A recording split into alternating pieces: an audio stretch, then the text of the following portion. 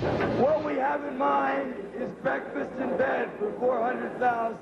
Those iconic images still unbelievable half a century on from the festival that many say changed a generation.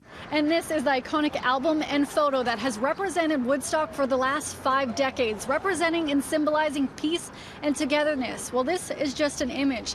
The couple on here still can't believe they're part of history. The stage was down on the bottom of the bowl, on the bottom of this beautiful natural amphitheater. Bobby and her boyfriend at the time, Nick, who is now her husband, were the couple famously photographed over the 3-day festival that is on the album cover. At the time, they didn't even know their photo was being taken. The moment the picture was taken, I have no idea. I do not remember it. I certainly remember the crowd around us. I remember the blanket.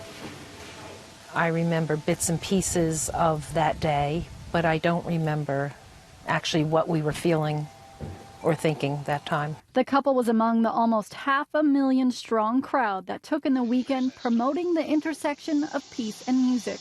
Organizers had only anticipated about 1/10 of that number. Linda Gibson also made the trip, going with her friends from Toronto. So this was all what was happening, how we got there.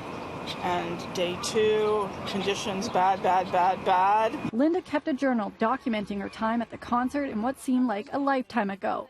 She says what she remembers most clearly was the weather in the summer of '69. The mud and the nudity. I was so naive. I mean, even in here I'm writing, people are walking around naked, so many naked people, and I had never seen anything like this. While the weekend has spawned legendary stories about drug use and the vastness of the crowds, what truly brought the people together was the music. A lineup that to this day seems almost unbelievable on paper. From the now legendary Jimi Hendrix performance of the Star-Spangled Banner,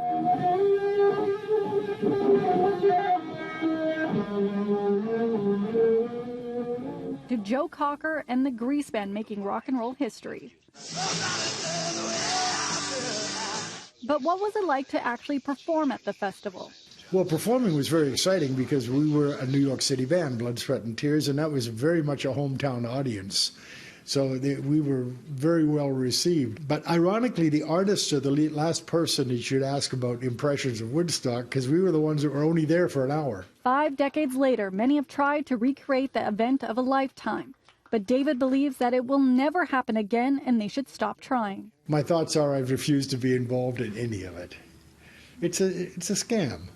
You know, it's promoters trying to make money off of a unique moment in history that will never, ever happen again. When I asked the festival attendees if they knew at the time that they were part of and witnessing history, for the most part they said they had no idea the significance of the event until years later when the movie was released commemorating the festival. Lindsay Dunn, City News, Toronto.